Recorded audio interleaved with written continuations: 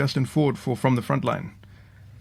Tonight we will be discussing Thanksgiving for Momentous, Missionary, Milestones and Answers to Prayer. In the studio with me is Dr. Peter Hammond, the founder of Frontline Fellowship, who has been involved in serving persecuted Christians for over 40 years in 38 countries. Dr. Hammond, Frontline Fellowship recently celebrated Thanksgiving. What was involved in this event and who attended? Well, friends, family, staff, prayer supporters, including my grandsons, were there. We enjoyed a blessed time. We had missionary guests from the Netherlands, from Swaziland, from Guatemala, Colombia, from the Congo, and from the United States of America. We also had a family from Germany, so it was a good international fellowship. We had 60 guests, including the children, to cater for, and there was enough for all. So interestingly, on this last Sunday morning, we had a baptism service at Livingstone House too for 2 young people who'd recently come to the Lord, and this was followed with a fellowship meal. So our kitchen's been very busy. The mission house has been a bit of a beehive. There's much to thank the Lord for. 1 Chronicles 16 verse 8 inspires us. Give thanks to the Lord. Call on his name. Make known among the nations what he has done. Give thanks to the Lord, for he is good. His love endures forever. And if I understand correctly, Thanksgiving is normally an American holiday. So how did the mission come to be involved in celebrating this Thanksgiving? Yes, and in America, Thanksgiving, I think in many cases doesn't involve much Thanksgiving. For many people, it's very much overeating, and some of the textbooks in America actually describe Thanksgiving as to give thanks to the Indians, which is not what the original one would have been for, of course. And for many people, it's got everything to do with some ball game, what the Americans call football, what we would not call football at all. So our Thanksgiving is quite different. It's more Christian, more traditional, and something unique because Frontline Fellowship first celebrated Thanksgiving in 1988. It was introduced by Lenora Bathman, Bill Bathman's daughter, who became my wife, before we were even married. 36 years ago, we'd just been engaged, actually, but there were just 4 of us at the first Thanksgiving. Mission was very small at that stage. And since then, Thanksgiving's become an important part of our missions calendar. To give thanks and to celebrate God's gracious answers to prayer is actually a biblical command, and it's a Christian duty. Now, in America, Thanksgiving tends to be celebrated on the last Thursday of November, but as we have Reformation Society every Thursday night, our mission tends to celebrate Thanksgiving on the last Friday night of November. So this last November the 28th, has marked 24 years since Frontline Fellowship acquired the property we have now named Livingstone House. And this was the 24th Thanksgiving supper held at this mission headquarters, which is quite an operation. What were some of the items, the other items that you were giving thanks for at this event?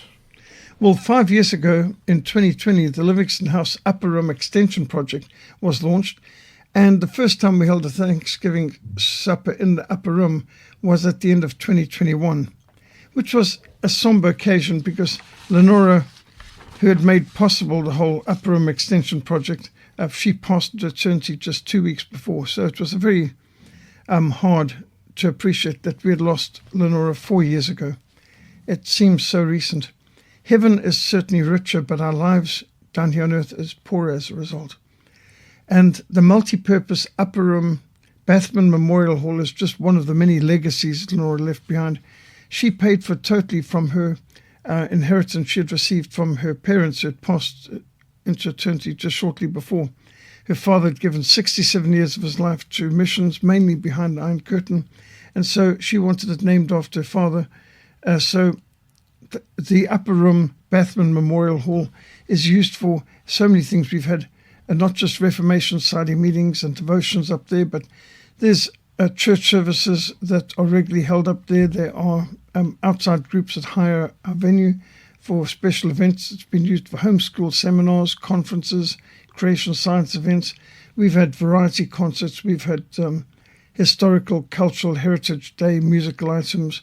It's been used for a wide range of different events, including celebrating birthdays. And it's just one of the many legacies Nora left behind. You can see some of Lenora's creativity in the design and the decoration of the mission, particularly in our busy kitchen, which Lenora completely redesigned and expanded. I mean, she just ripped down every wall and expanded dramatically. The kitchen today is completely unrecognizable from what it originally was. And the quilts, we've got some of her quilts in some of the guest rooms and on some of the chairs in the upper room.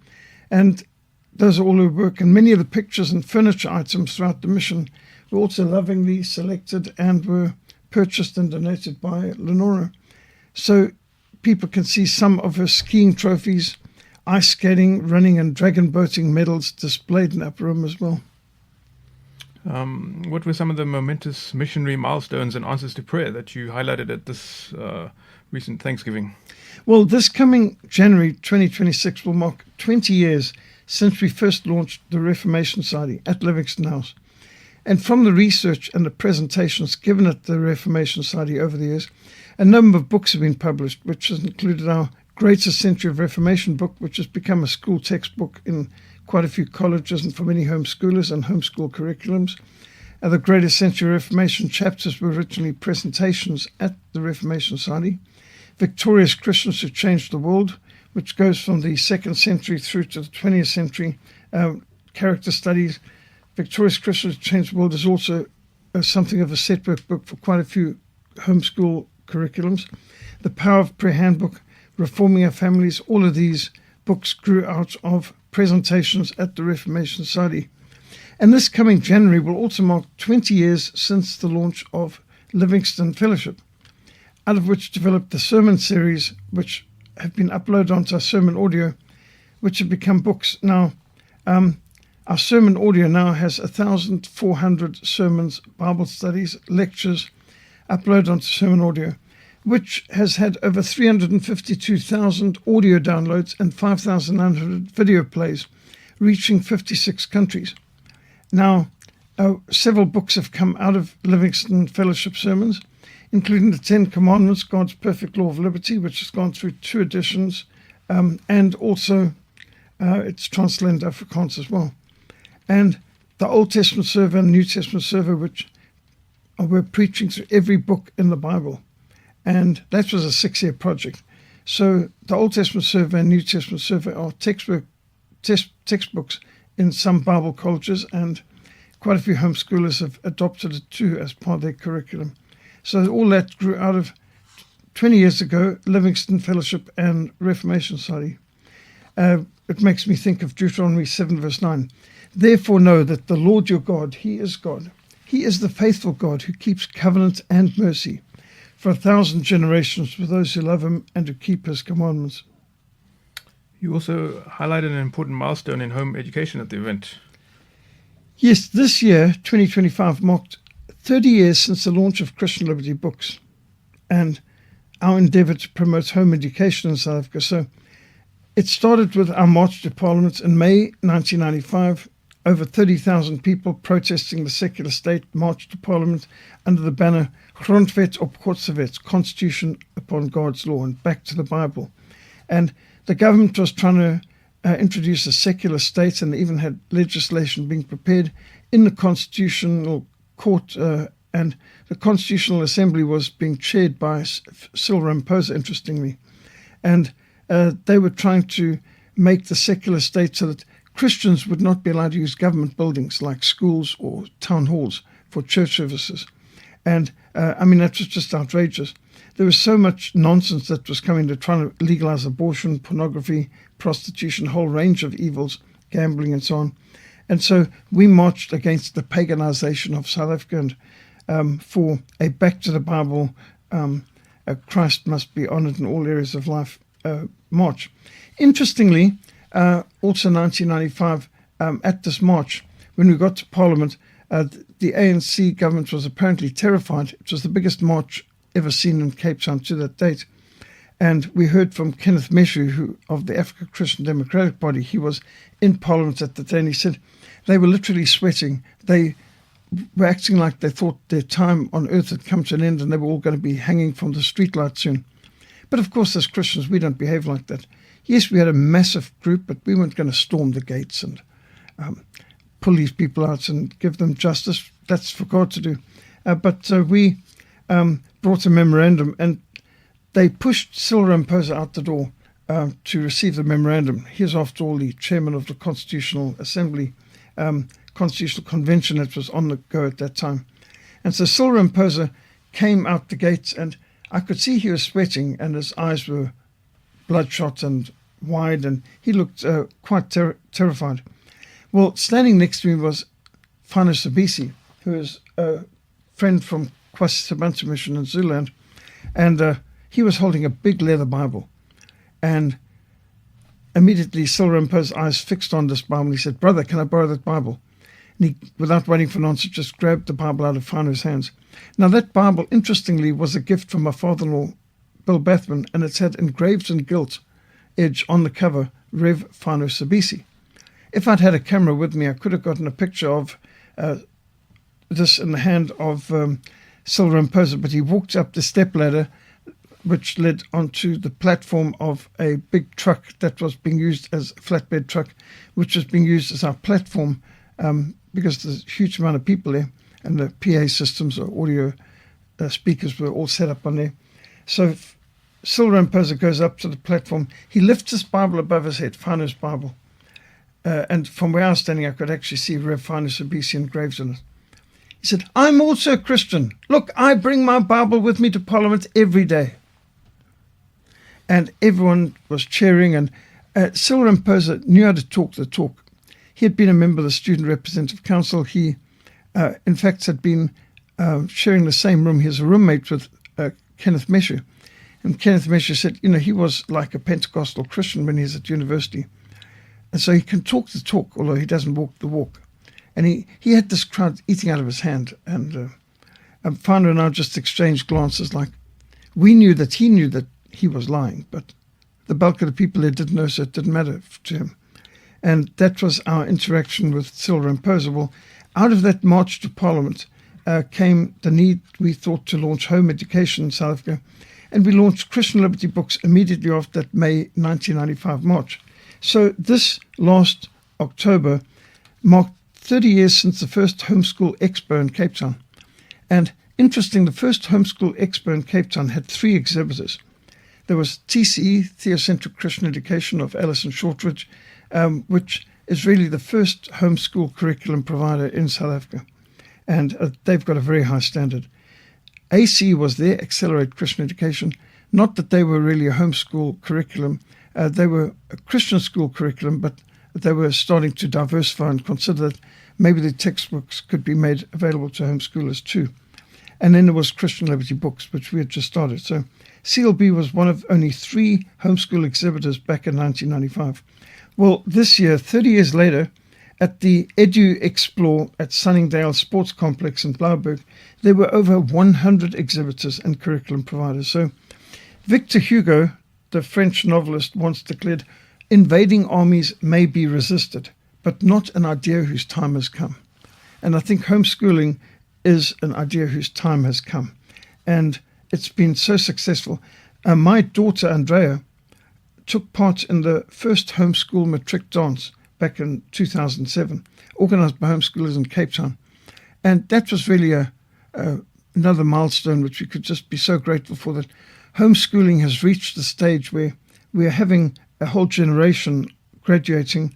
In fact, my oldest daughter, my firstborn, she's now got 3 sons, and to think she was part of the first graduation of young people from homeschooling. So we can see a real mature homeschooling curriculum and fellowship going on in South Africa. We've already got mothers and fathers in South Africa who were themselves homeschooled. So as we read in Colossians 2 verse 8, "See to it that no one takes you captive through hollow and deceptive philosophy, which depends on human tradition and the principles of this world rather than on Christ." Which is why it's so very important to promote home education. And Christian Liberty Books has got 6,000 titles, many of them homeschool textbooks and homeschool related materials, like from Answers in Genesis, Way of the Master, so many great resources, even from Bob Jones University and Christian Liberty Press. So we praise God that we've had 30 years of promoting home education, And we can see this is growing in leaps and bounds in South Africa. Now, I believe 1995 was a particularly significant year in both your and the mission's history. Was there any other important milestone in your mission fields? Yes, my son Christopher was born, and I conducted my first mission to Sudan. And so 1995 was very pivotal. In the next 7 years after 1995, I completed 27 missions personally to Sudan. Other members of our mission, I think we've accumulated more than 70, I think now it's over 80 missions to Sudan by different teams of Frontline. But I personally was involved in 27 missions. I proclaimed the gospel and conducted leadership training seminars and conferences on over 1,000 occasions. And we trained hundreds of pastors, chaplains, medics, teachers, evangelists. We equipped and established over 100 primary schools and built and renovated a high school and a Bible school. And during this time, we also smuggled in and distributed over 360,000 Bibles and Christian books in 13 languages. And we can only praise God for many answered prayers, including protecting our teams under fire. We survived artillery barrages, aerial bombardments, rocket attacks. And one of the most extraordinary achievements is that we were promoting secession and independence, self-determination for South Sudan.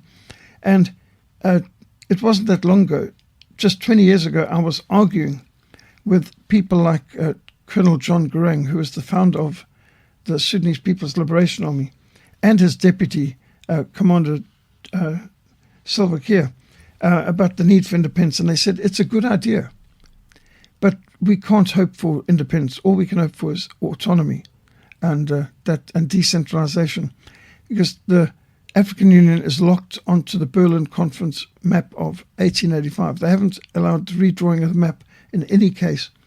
And so they said, all we're fighting for is autonomy. We can't hope for independence. And I said, but without self-determination and redrawing the map, without independence for South Sudan, you will always be a persecuted black minority in an Arab Muslim majority country. Only if you redraw the map where black Christians are the majority in your own country do you have any hope of escaping all this persecution. And Commander Salva Kiir and Colonel John Garang said, not possible. Good idea, though. And, 14 years ago, on the 9th of July, 2011, South Sudan successfully seceded from the Muslim Arab North and was recognized as a free and independent country, the youngest country in the world. So that's something else to be very grateful for, to see how secession worked in South Sudan, and that I could be at a key part of training, educating the people, inspiring them with examples of excellence, of eyewitness testimonies of successful secessions around Europe, because I'd been in Croatia, Slovenia, Slovakia before and after the independence, in Latvia, Lithuania, and Estonia, Ukraine. I know of so many cases in Eastern Europe where secession was the answer, and which succeeded, and those countries are doing very well now. And I could see clearly this was what was needed in South Sudan. So we praise God for that. And of course, we produced books like Faith Under Fire in Sudan, and which has gone through 3 editions. So looking back 30 years since we began our mission to Sudan, which was one of our biggest mission fields in Frontline's history. You've also been involved in other secession movements. Yes, and this year we've made progress in promoting self-determination and a referendum for a free and independent Cape of Good Hope. I travelled to the United States this year to promote support for the secession of the Cape of Good Hope from the corrupt cancer government of the ANC, the middle letters of cancer's ANC. And these people promoting race hatred and expropriation without compensation needed to be exposed. And so on radio, TV, and at major meetings, also in Washington, D.C., I spoke to high-level leaders from all kinds of areas, including the economy, and people connect with foreign affairs, State Department, and the military, what the strategic implications were. And we hosted a conclave of all groups in the Western Cape committed to self-determination and independence, along with a delegation from America. And we've had a high-level delegation from America coming to investigate, hosted here at Livingstone House. And by God's grace, this year we've also had a call for a case for secession book translated into Afrikaans. And that's being finalized now and ready for print as soon as the funds are made available for that. Dr. Hammond, I believe you also have other momentous missionary milestones to celebrate. Yes, well, 22 years of literature for Africa. This year, despite enduring unprecedented harassment from the South African Revenue Service and crippling delays at customs and ruinous fines and fees, penalties from government departments, we received several containers of Bibles and books from Eagle's Nest and over 4 million gospel booklets from World Missionary Press in 2 40-foot containers. We also launched the Take a Stand for Jesus with wooden track stands produced by carpenter Mark from Belgium at Kwasabanta Mission, which we put World Missionary Press gospel booklets in, and we've persuaded medical facilities, waiting rooms and so on to put these stands out in some restaurants, even at some fire brigades and police stations where public visiting are encouraged to take a free gospel booklet from the stand. Now it's neat. It doesn't take up much counter space, and because it's in a nice wooden stand, it won't spill and clutter the area on the reception desk or the checkout counter till. So these Take a Stand for Jesus wooden track stands have increased our reach, reaching people we couldn't reach any other way. We also received and distributed over 50,000 Jesus Messiah gospel comic books in full color, both English and Afrikaans. And this has been used and distributed in school assemblies and military bases, police stations and prisons. Great outreach tools. It's my experience that every soldier, every man in the fire brigade or in a prison barracks or in a police or army barracks, every man will read every comic. And so these comics are very compulsive. They will be read. They are well produced. And so those are some of the best evangelistic tools we've got here. Were there any other important milestones mentioned at Thanksgiving? Yes, 33 years of mobilizing Christians in Cape Town to stand for life. As Proverbs 1:20 says, wisdom calls aloud outside. She raises her voice in the open squares. She cries out in the chief concourses. At the opening of the gate in the city, she speaks her words. And so, for 33 years, we have been mobilizing life chains in South Africa since 1992. In fact, my firstborn daughter, Andrea, was in a backpack on my back as I was distributing literature at the first life chains at traffic lights in Cape Town.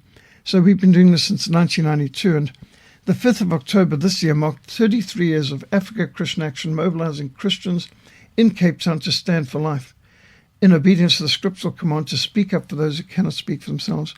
Now, some years, as many as 1 million Christians in 1,400 venues have taken part in life chains. It's an international positive placard protest prayer vigil, and it's a joy that we've had the privilege of leading this for 33 years. Apparently there were even more milestones dating back to 1995, so that must have been a very busy year for you. Very busy. Every Women's Day for 30 years we have organized missions in the mall and open-air public outreaches. And by God's grace this year we had 5 outreach teams ministering in Sea Point, Plumstead, Tableview, Durbanville and Malmesbury under the name of Stop the Traffic, and we had new gazebos designed and new tracks designed, which included banners and tablecloths, Stop the Traffic. And throughout the week, the weather reports predicted heavy rain from 8 a.m. in the morning on Saturday throughout the day. And some suggested we cancel our open-air outreaches on Saturday, but we prayed for God's mercy and for good weather, and in the morning, Sea Point was surprisingly rain-free. The rain clouds did roll in later, and by 11:15 we were getting deluged, but that was after a couple of hours of effective, successful literature distribution with some good, productive evangelistic conversations and counselling. You can't take good weather for granted in Cape Town.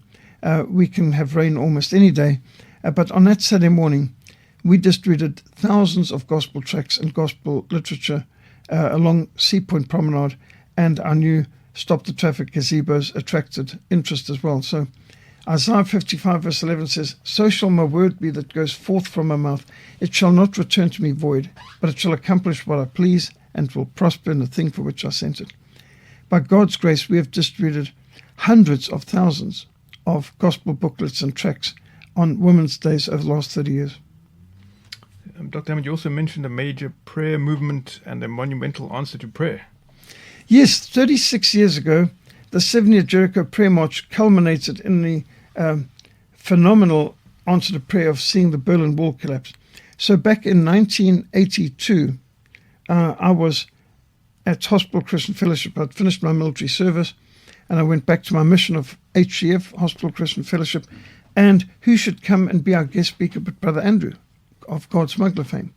And Brother Andrew told us about the 7-year Jericho prayer march, that just as God commanded the children of Israel to walk around the walls of Jericho 7 times, and on the 7th day to go around 7 times as well, and then God brought down the Berlin Wall, brought down the walls of Jericho. So we were going to launch a 7-year Jericho prayer march, focusing on praying for God to bring down the Berlin Wall, collapse the Iron Curtain, open up Eastern Europe to the gospel, and bring down the Soviet Union. Well, I thought that sounds like a bridge too far, but a great principle. What a lovely idea. And so this was launched by the Leipzig prayer meeting behind the Iron Curtain. The people gathered with empty or unlit candles, and one candle would be lit, and then one to the other they'd pass. And the message was, light is more powerful than darkness. Not all the darkness of communism and atheism can put out the smallest light of Christian testimony. And so the people would go back from the prayer meetings in the city squares to their homes, switch off all the lights in the homes, or maybe all lights were off because there's a power failure. But anyway, they would then put the candle in the window with the curtains drawn, curtains open, and the house is in darkness. So throughout the suburbs and towns and flats in eastern Germany, you'd see a single candle burning as a testimony of the fact that light is more powerful than darkness. Not all the darkness can put out a single candle. And that became the symbol of the 7-year Jericho prayer march, which in 1989 saw the Berlin Wall collapse, and one after the other of the Soviet satellites collapsed from Poland and north all the way down to Albania in the south, Bulgaria, Yugoslavia. All of these communist satellites of the Soviet Union, they fell, most spectacularly in Romania on Christmas Day. Ceausescu, the dictator of Romania, was shot by his own army, and the people dancing on the street singing, "Dracula's dead, Dracula's been killed" on Christmas Day. The church bells were singing for the first time in 45 years. People were saying Happy Christmas in the streets, giving presents to strangers. And there were such celebrations. And I went into Eastern Europe on my honeymoon that year, 1989. It was a phenomenal year. Smuggling Bibles with my parents-in-law and my young bride, Lenora. And we saw the persecution. We spoke to the victims. And then later on, we were able to go and see the transformation of the Christmas Revolution in 1989. What an answer to prayer. And this spectacular realignment of forces and opening up of Eastern Europe to the gospel, culminating in the fall of even the Soviet Union in 1992, when the red flag with the hammer and sickle came down for the last time, and up went the white, blue and red flag of Russia. And Russia abolished the commissars and brought in chaplains, and so many changes. Even the Russian Navy got rid of the old hammer and sickle and brought in the St. Andrew's Cross, and now they've got chaplains in every part of the Russian military, and thousands of churches rebuilt. In fact, over 200 churches are being built at any one time in Moscow. The growth of the church is phenomenal. There had been 50,000 churches in Russia when the Bolshevik Revolution occurred in 1917. By 1941, when Operation Barbarossa, Second World War, Eastern Front began, they were down to less than 200 congregations, not 200 churches in the whole of the Soviet Union in 1941. Today, there are over 30,000 functioning churches in Russia.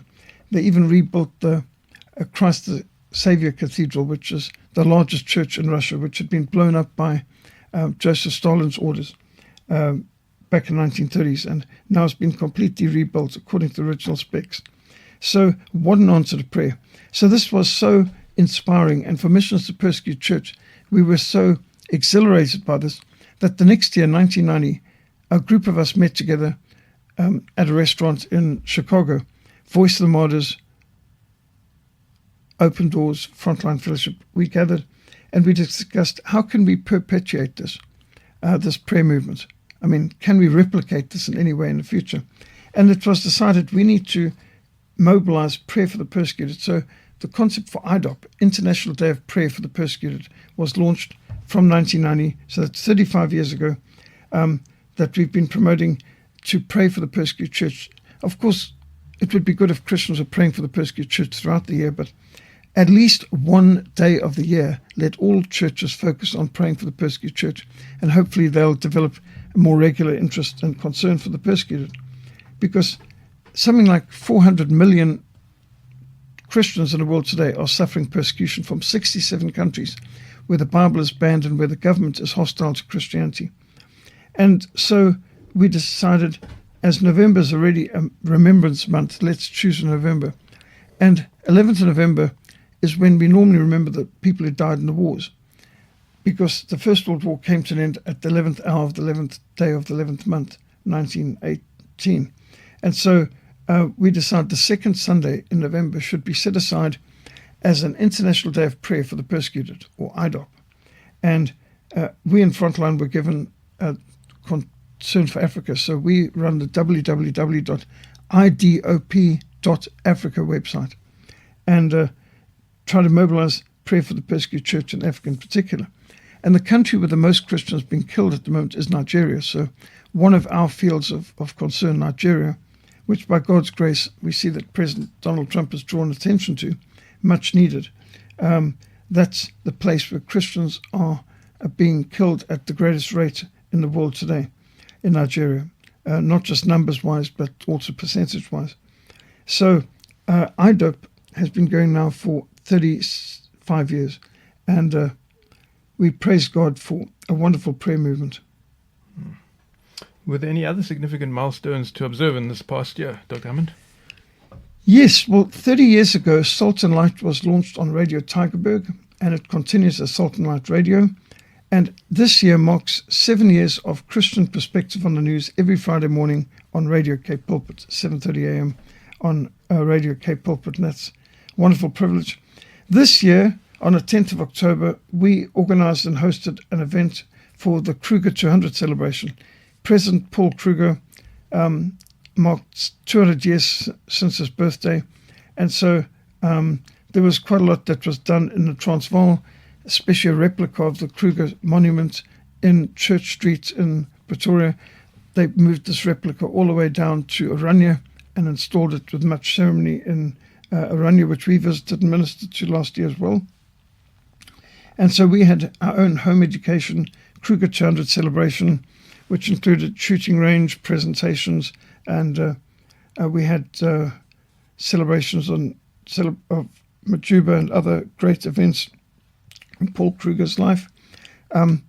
This year, also in May, we celebrate my second daughter Daniela's marriage with a wonderful wedding in an open air wine farm environment.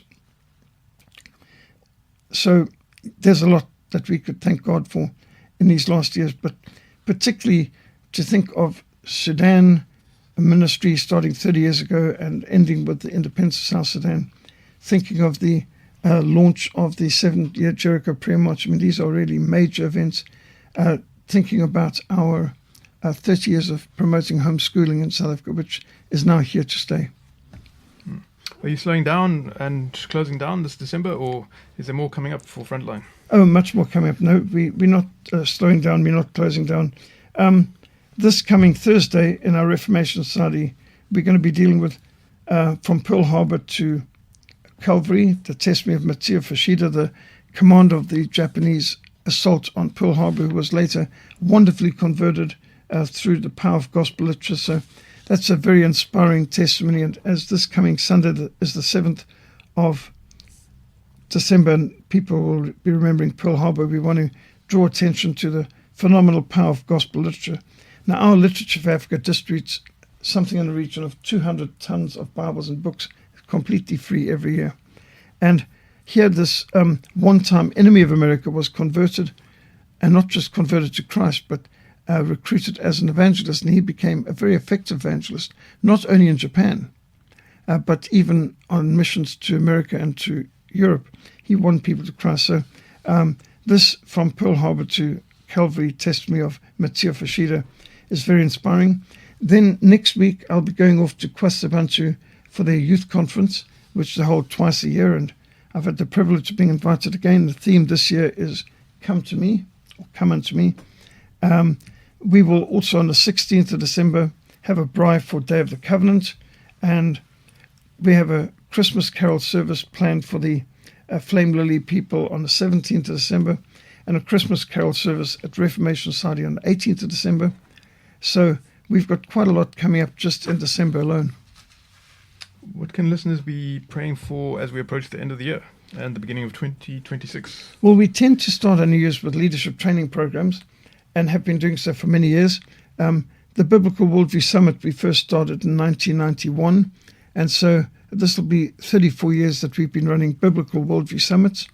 We've got guest speakers such as Dr. Philip Stott, the phenomenal creation scientist, coming to lecture on creation science and exposing evolutionism.